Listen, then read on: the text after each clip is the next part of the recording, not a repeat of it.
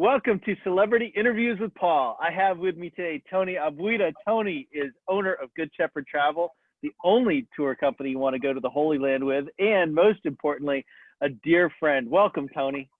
Hey, how are you guys? How you doing, Wonderful, brother? wonderful. You are down in Texas. How is life in the pandemic in Texas?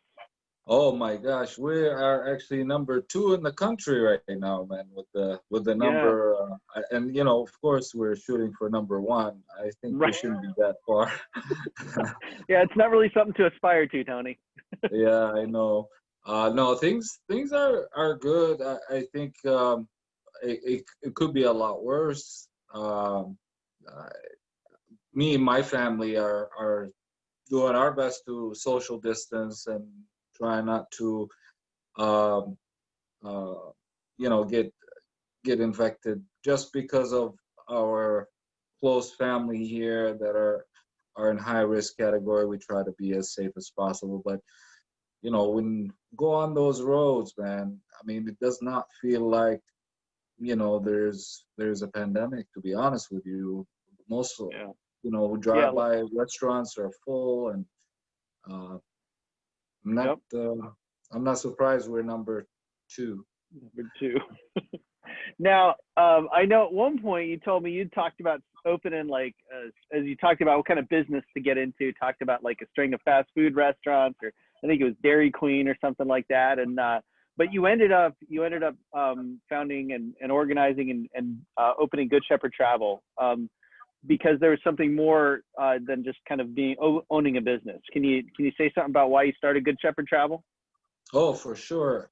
Um, yes, actually, I was a proud owner of 2 Dairy Queen franchises here in Texas. And after living in Michigan for 15 years, I wanted to get to a warmer climate, and Texas seemed to be that state. And then after working with Dairy Queen for about 10 years, I I wanted to do something to all the whole the all that time since we immigrated to the United States, which we did in 1990. We always have family back in Bethlehem, and part of our culture was always to try to support our community there, especially after the year 2000 when things got really tough there, and a lot of immigration started happening, which left the Christian community in the Holy Land to less than 2% of the population. And it became more and more that we tried to figure out ways to bring awareness and help support our families that are still that are still there. So Good Shepherd was born when I went to visit my family back home, and you know, I've noticed a lot of traffic, a lot of pilgrims are coming through the city. However, uh, my cousins who own hotels, restaurants, my friends who are tour guides are unemployed. So I asked the question, why, there's a lot of traffic here, there's a lot of tourists coming in. Uh, why are we, why are you guys are, hotels are empty, restaurants are empty. And, the answer was fairly shocking that, you know, because we're Christian Palestinians, the business does not come directly to us. It trickles down through a much bigger agencies, and they really don't support the local Christian community. And said, it kind of the light bulb kind of Yeah, struck. I said, well, what does it take to to organize a group? And so I started doing it kind of like on the side to just kind of get a feel of it. And finally, I said, you know what? Um, there's nothing these other companies can provide that we can't provide better, hmm, with actually better cost, with better quality guides, quality hotels, and etc. So we went fully blown, and to be honest with you, it changed my life. It changed my family's life back overseas. Um, it, it it's changed everyone's life who traveled with us. Of course, all to the better, Hmm. because they have the experience that no other um, pilgrims will have, is that they will have a true uh, religious experience going to the Holy Land. And not only that, they're actually contributing uh, to maintain Christian presence in the Holy Land. Right.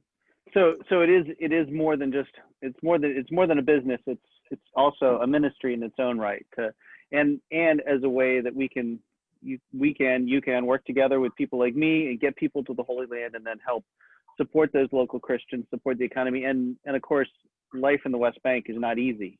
It never is, um, particularly now. Yes. So what, you say it changes pilgrims' lives. What, how do you, like, where do you see that in people, and where are some of the places that you've taken people that seem to speak the most to them, and Well, what do you see changes for pilgrims? to be honest with you, I think we're changing perspective. We're changing perspective about the Middle East, especially to the Bethlehem area, or to to the Holy Land. The perspective that people have uh, going there, that is a hostile area, that is people there out to get you, this, that. Uh, but when they arrive there, they are treated more than family. That when they're greeted by anyone, they feel like they belong there. Yeah. And this is the connection that I try to achieve every time, is that when you go into the Holy Land with Good Shepherd, you are going home. You are going to your family and friends over there. Not You're not going to a strange place, or meet people that you never know. Uh, Hmm. as soon as you arrive there, this is the feeling that you will get, is that a family connection. And this is the feeling that we want. We want more than just a regular visit. We Hmm. don't want you to go see dead stones or museums. We want you to see people, connect with them. And then the plus is, of course, walk in the steps of Jesus. Right. As far as going to sites, many sites there that will bring tears to your eyes. Uh, just the stories that you'll be able to hear. I mean, the Bible will actually come alive. I mean, to me, I've lived in the Holy Land, you know, most of my life, but never got a chance to understand, you know, what it is to walk the steps of Hmm. Jesus. I, For I like to tell people, like, now, having been there, now when I close my eyes and picture the Sea of Galilee, I actually picture the Sea of Galilee. It's Yes, not, I'm not closing my eyes and picturing what I imagine it might have looked like. I'm yeah, actually, like, seeing the sea. And I will say too, personally, I've always experienced I can feel a difference when we're up north in Galilee. Um, Beautiful hotels to stay in, people are kind and gracious, everything like that, and it's a wonderful experience. But there's a whole different feeling when we get to Bethlehem, um, and we are welcomed in a whole different way, always, and you get that kind of family feel and that warmth. That's a wonderful part of the experience. So uh, obviously, not a lot of tour groups right now in the Holy Land. What are you doing to prepare for the future? unfortunately, yes, you are correct. Since March, there has been no um, no traffic in and out of the Holy Land. Uh, we're always hopeful. We're we're people of faith, and we believe that, this is we'll go we'll get out of the way, and for us we'll resume. And we already getting requests for 2022 and 2023, and we're just try to ride this out the best way we can. Yeah. Unfortunately, we are, and many other people are in the same boat. So all we can do is just, hope for Yep. best. So we can go ahead and get dates on the calendar for 2022, right? Sometime Oh yeah, like late January 2022, we can book that thing. yeah, Start that would promoting be that. excellent. Tell that Yes. story. All right. Well, that just might be happening, and there just might be a promotion coming at the end of on the below in the notes from this video to join me in the Holy Land in 2022 in January. When we talk about, though, you have family in Bethlehem and Bethsahor, which is adjacent to Bethlehem, and I know there's been quarantines there and things like that. How is quarantine different in Bethsahor and Bethlehem and in the West Bank than it is, say, in Texas?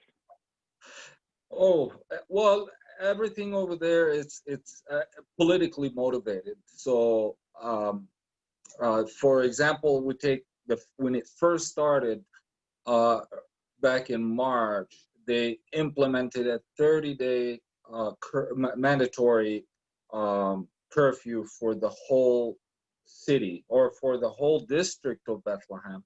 That includes, Bethlehem, Beit Sahor, which is the shepherd's field, and many other cities and villages around it, and that would last, of course, 30 days, with exception for one of the head of the household or one household member would be able to go out and do weekly shopping or get the necessary essentials for the house. And so this was the very first, and a little bit after that they eased it, and then of course they implemented a lot of social distancing rules.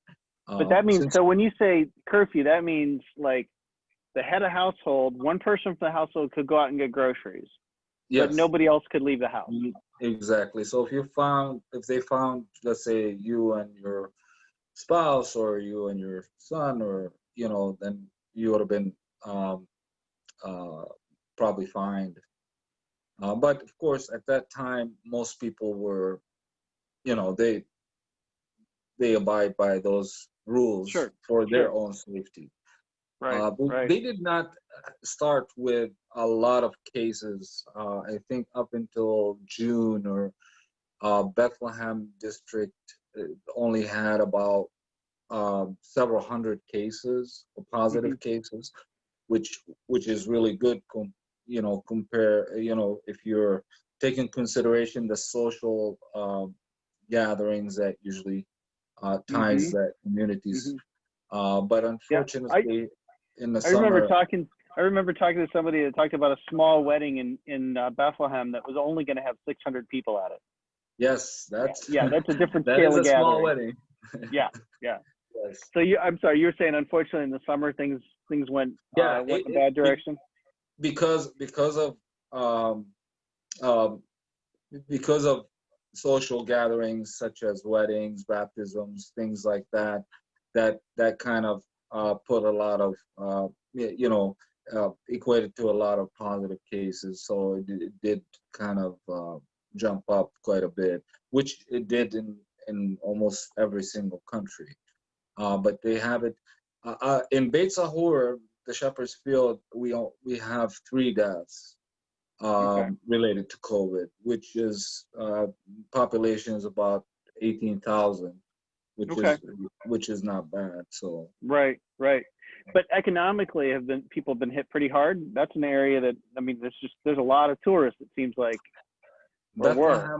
Bethlehem district is the worst hit area as far as economics goes. 90% of the income is driven by tourism and exporting religious arts from the city of Beit Sahor, which is the olive wood carvings. Of course, hotels, restaurants, all the olive wood shops. There's, I think, 3,000 olive wood shops in the city of Beit Sahur, Wow. which almost all of them are, there's no, there, there, most of these products are sold at churches, trade shows, or malls Hmm. throughout the world. And of course, the malls, most of them are shut down, trade, Right. anything with major. So the whole industry just froze in Right. March. And unfortunately, there are no help from governments, or they only have, family, friends who Hmm. are able to support. And the fear is that there is going to be another wave of immigration, especially by the Christian community there. Hmm. And the reason why Christian communities in the Holy Land typically are the ones to leave. For example, like in 2000 and in the year 2000, is that Christian community is a middle upper class families who are well Hmm. educated, and they are not used to to be under like military occupation or Hmm. restrictions, or you know restricted from COVID. Right.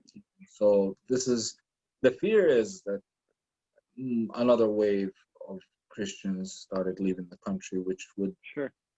devastate the area. Yeah. Yeah.